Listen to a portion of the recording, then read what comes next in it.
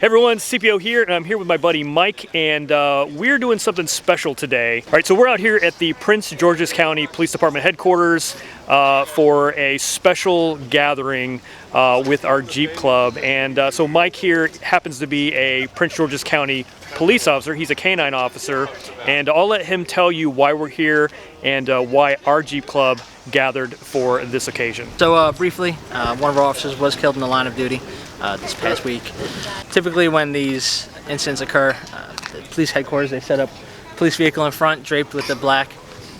So what we try to do is we try to gather everybody around it, say a prayer. They can drop any kind of letters, any kind of flowers or anything else that they want to put down. Just kind of brings the community together. As one person said, a lot of these times with these tragedies, it may seem like a tragedy, but ultimately it brings a lot of people more together. I think the important thing here is the way that the community does come together, and the Jeep community at one. There are a lot of law enforcement involved with the Jeep community, and the Jeep community itself is like a giant family. So when it comes to supporting law enforcement in the community, I think that plays a big part in everybody actually getting together and wanting to do something to show their support for law enforcement and to show their support for the Jeep community as well. Corporal Mujahid Ramzziddin died as a hero trying to protect a woman from domestic violence. My father was in his house just relaxing, and he heard a knock at the door.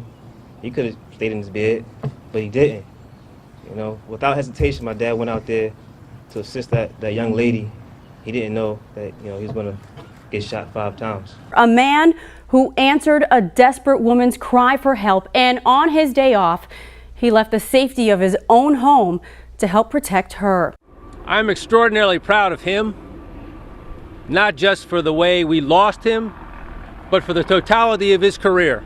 Today my dad is a hero.